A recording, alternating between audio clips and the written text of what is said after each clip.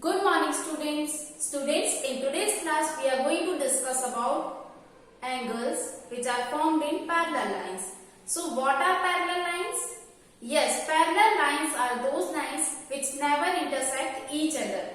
Example of parallel lines can be railway track. Means it goes infinitely and they never cross each other. Okay? Means they will never meet each other at any point. Okay? So parallel lines can be made like this, and if we extend them infinitely, so they will never meet each other. So these are parallel lines. Now if a line drawn to this parallel line and that line intersect both the lines, means both the parallel lines, so that line is known as traversal line or line of traversal line. So if there are parallel lines and a line cross both of them, so that line is known as traversal line. Understood this thing? Now if a line cross them, okay, that traversal line, so that traversal line form various types of angles with the parallel lines. So we will discuss about how many types of angles it can make with these parallel lines. Okay. So first of all, let's discuss about this figure. If there is angle 1 and angle 2 and this is angle 3 and angle 4. Okay. So vertically opposite angle. We have already discussed about vertically opposite angles. So what vertically opposite angles means, if alphabet X is made like this, so in this angles are formed and these angles are known as vertically opposite angles. These pairs are known as vertically opposite angles and they are always equal. So in this way, angle 1 will be equals to angle 2 and angle 3 will be equals to angle 4. And in this way, angle 5 is equals to angle 6 and angle 7 equals to angle 8. Understood? And angle 9 is equals to angle 10 and angle 11 equals to angle 12. So in this way, vertically opposite angles are formed. So we can say that if there are parallel lines and a line passing through both the lines, so that line crosses these parallel lines and intersect them and they form the angles, and as it crosses them, so it form vertically opposite angles with these parallel lines. Understood this thing? So this is known as vertically opposite angle. Okay. Now our next angle is alternate interior angle. Now what is alternate interior angle?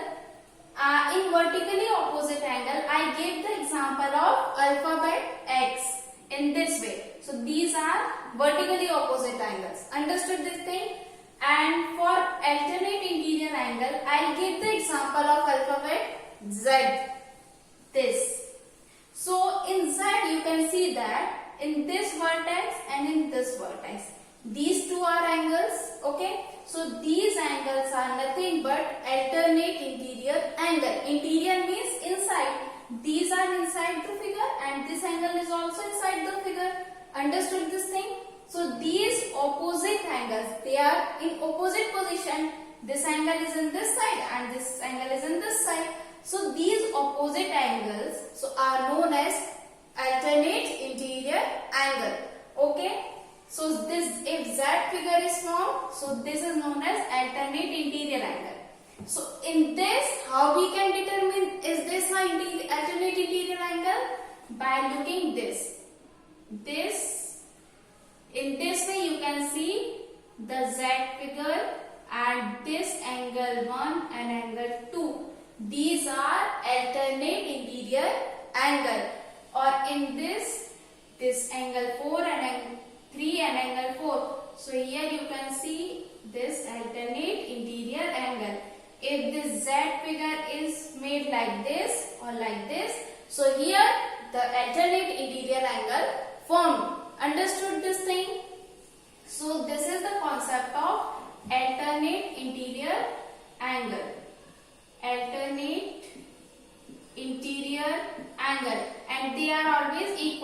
angle 1 equals to angle 2 and angle 3 is equals to angle 4. Understood this thing? Now, our next angle is corresponding angle. Corresponding angle means if F figure is made, so this angle and this angle is known as corresponding angle, and it also like this angle and this angle. Okay, so if F alphabet you can see in the figure, so you can determine that these angles are corresponding angles. So look into this diagram. Here you can see this angle 1 and this angle 2. So angle 1 will be equals to angle 2. So these are corresponding angles. And here you can see angle 4 and angle 5. So here you can see this figure, this Z, this F figure you can see, F1. So these are what? Corresponding angles. Okay. So if X figure you see, so here you form what? The angle formed is known as vertically opposite angles and they are always equal. If Z figure is formed, so in this corner you can see alternate interior angle formed. And in F figure you can see in this way. So here you can see corresponding angles. Understood these things? So in this way we can determine the angles. So vertically opposite angles, alternate interior angles and corresponding angles we can make. Okay. And the next angle is this. Angle 1 and angle 2. So angle 1 and angle 2 are on the same side of the traversal line. These are on the same side of the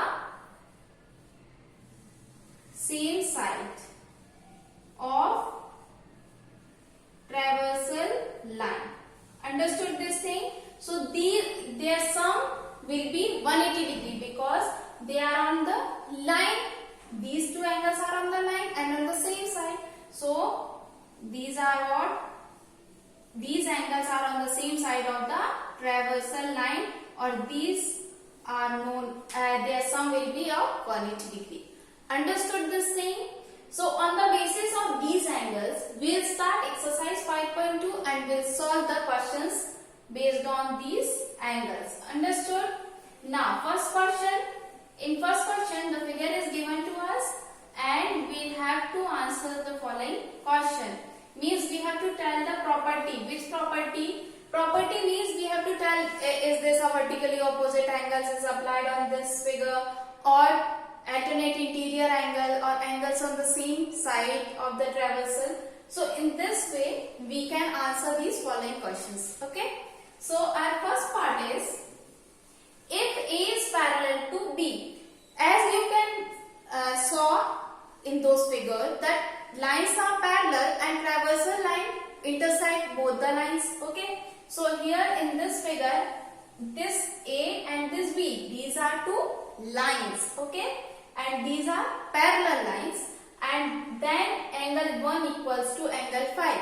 So as I already explained you that if there are two lines and one line intersect, which is traversal line, so then angle 1 equals to angle 5. So here is angle 1 and here is angle 5.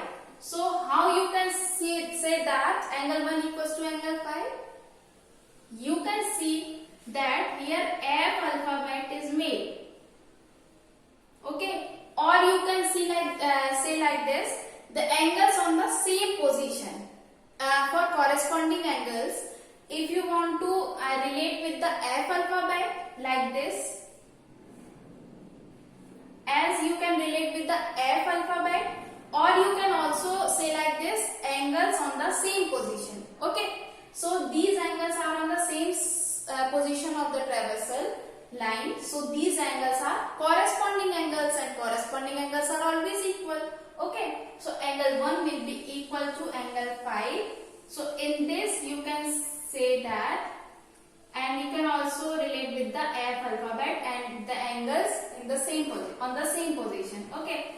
So in this first one, which property we can apply? Yes, which property? Corresponding. Okay, these are corresponding one. Now in second you can see that if angle 4 equals to angle 6, this angle 4 and angle 6. Now again I will draw this. So angle 4 is here, angle 6 is here. So I already explained you this thing. These are on the opposite side of the traversal. So and you can also relate with the Z alphabet. This. Here is angle 4 and here is angle 6. So in this way, these are what? Nothing but a alternate interior angle. Okay. So these are alternate interior angle. Alternate interior.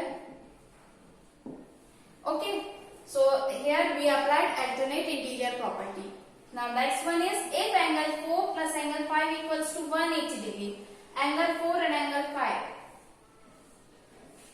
Here is angle 4 and here is angle 5. Then A is parallel to B. So which property is applied on this? Tell me. We can apply the property these angles are on the same side of the traversal. You can write like this. These angles are on the same side of the traversal line. Understood this thing? So in this way we can answer these questions. If you find out the F alphabet, okay, if you find the F and angles like this on the same position, so their corresponding angles form. If you find out the Z figure like this, so here alternate interior angles, means angle on the opposite direction or opposite side you can say, and you find X alphabet, so you can say that vertically opposite angles, and these angles are always equal to each other. Understood this thing? Now, as I told you that angle on the same side of the traversal are what? Or supplementary, means angle 1 and angle 2 means their sum is 180 degree. Okay, so these angles are what? Supplementary. So angles on the same side of the traversal line are supplementary. Understood? Supplementary means two angles are known as supplementary if their sum are 180 degree. Understood? If their sum is 180 degree, so that is known as what? Supplementary angles. Now move to question number second. So in question number second, one figure is given to us and we have to answer following questions. So I'll explain only first one because I already explained you all the angles, how angles are formed by this traversal line. Okay. So I'll solve only first one. Rest of the part of the question number second will be a homework. Do by yourself. And if you have any doubt, then you can ask. Okay. So in first one, we have to tell pair of corresponding angles. Now what is corresponding angles? Angles on the same position of the traversal line. Or if you find out that F alphabet.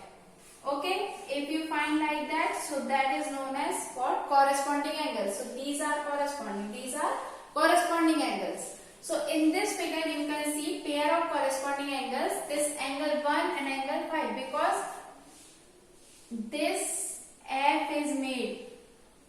So angle 1 and angle 5,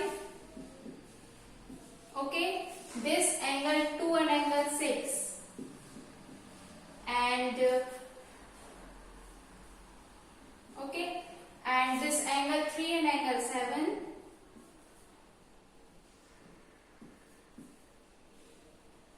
angle 2 and angle 6, angle 3 and angle 7, and angle 4 and angle 8. So in this way you can answer the corresponding angles. Correspond a pair of corresponding angles, angle 1 and angle 5, because F figure you can see F alphabet.